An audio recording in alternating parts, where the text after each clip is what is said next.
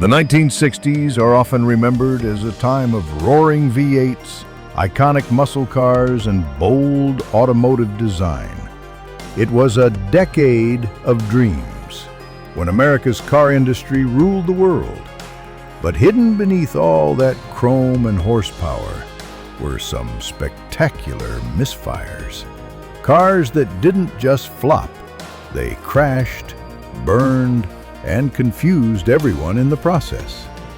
From giants like Ford and GM to smaller hopefuls like AMC and Subaru, the 60s had its fair share of "what were they thinking" moments. And ironically, these failures are now some of the most fascinating machines ever built. Today, we're pulling back the curtain on 12 of the worst cars to roll off production lines in the 1960s. Vehicles that were strange, badly timed, or simply built on a broken promise. Let's get into it. Number 1. 1960 Ford Edsil Ranger. Born in hype, buried in embarrassment, the Edsil was supposed to be Ford's futuristic masterpiece, splitting the gap between their lineup and Mercury. But the 1960 Ranger marked the final gasp of a failed experiment. By then, Ford had toned down the Ranger's styling, ditching the infamous horse-collar grille. But it didn't matter. The damage was done. Customers had lost faith. Dealers didn't want them. And just 3 years after one of the most aggressive marketing campaigns in history, Ford quietly killed the entire brand. Assembly issues, confused positioning, and a marketing team out of touch with reality made the Edsil a masterclass in misjudgment. Number 2. 1961 Plymouth Fury.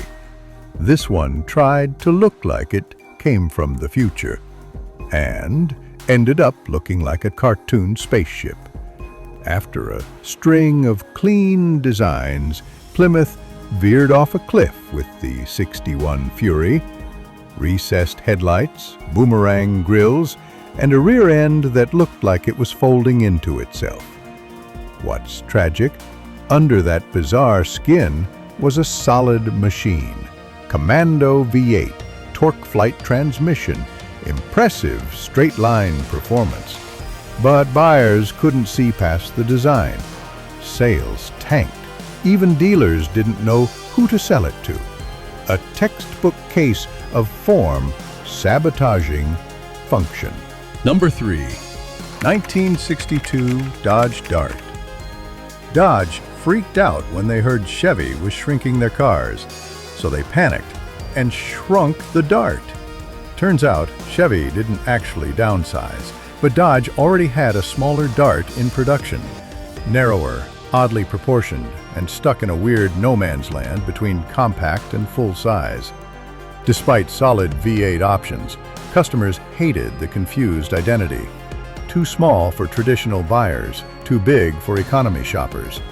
It wouldn't be until years later that Dodge figured out how to properly position the Dart again. Number 4. 1963 Chevrolet Corvair Monza Spider. The Corvair was GM's moonshot.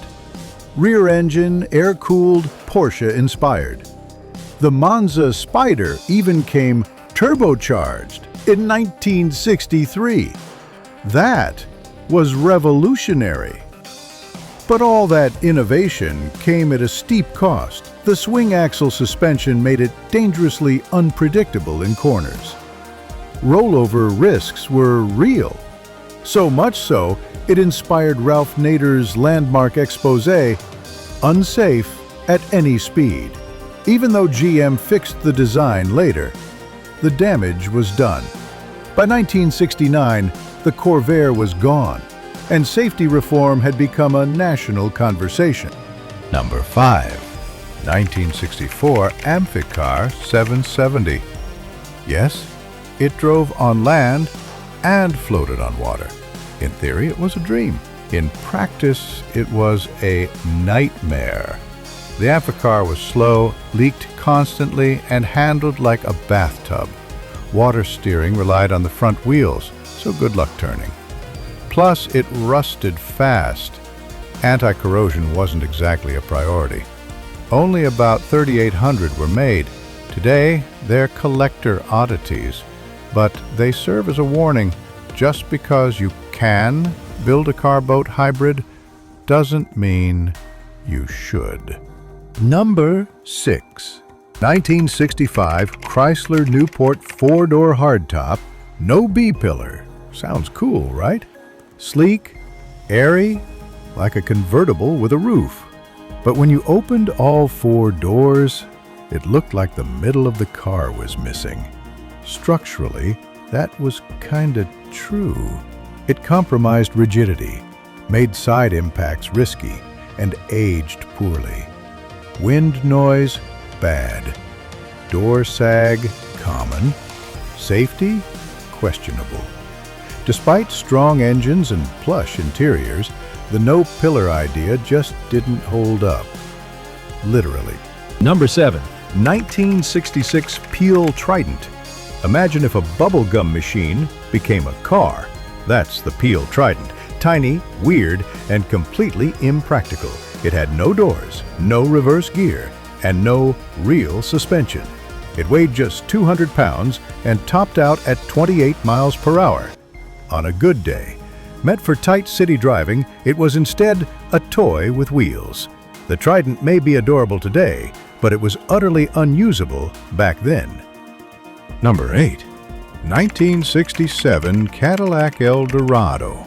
Sharp, stylish, front-wheel drive luxury coupe. In 1967, that was wild. But the El Dorado's ambitious layout brought engineering headaches. The heavy V8 up front caused severe understeer. Drum brakes were underpowered. And maintenance? Forget it. Mechanics didn't know how to service the drivetrain. Parts were hard to find. Costs added up fast. An amazing idea on paper that struggled to deliver in reality. Number 9. 1967 AMC Marlin. AMC wanted to chase Mustangs and Chargers with a fastback of their own. Enter the Marlin. Based on a mid-size sedan, the Marlin looked like a shark, but not in a good way. It was too big to be sporty, too bland to be exciting, and too awkward to find a real market.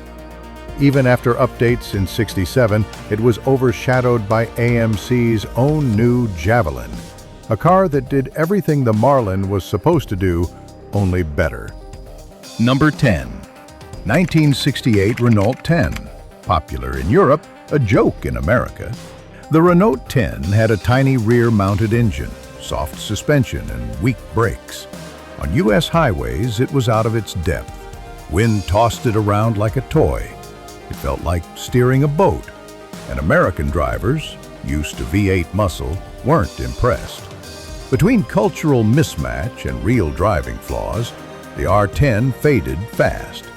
Number 11. 1969 Chevrolet Kingswood Estate Wagon. The Kingswood was the Titanic of wagons, 18.5 feet long, 4,800 pounds, with a massive 427 big block under the hood. Problem? It hit the market right before the energy crisis. Suddenly, AMPG wasn't so cool. Cities were a nightmare to navigate. Visibility was poor, and those early disc brakes didn't inspire confidence. The Kingswood is now a nostalgic behemoth, but back then, it quickly became a dinosaur. Number 12. 1969 Subaru 360. Subaru's American debut was rough. The 360 was fine in Japan, small, simple, efficient. In the US, it was downright dangerous. Weighing under 1,000 pounds and taking over 30 seconds to hit 30 miles per hour, it was labeled a death trap by Consumer Reports. Only 10,000 were sold before Subaru pulled the plug. Thankfully, they came back with better ideas and built a legacy from there. These 12 cars weren't just bad, they were warning signs. They show us that even in an era of innovation and glory, the auto industry was never immune to poor decisions, flawed execution, or just plain weird ideas. But here's the twist. Many of these so-called failures are now cult classics, because in the end, failure makes for a pretty great story. So, have you seen any of these cars in person or driven one? Drop your thoughts in the comments. And if you love automotive deep dives like this, don't forget to like, subscribe, and ring that bell so you don't miss our next ride into car history.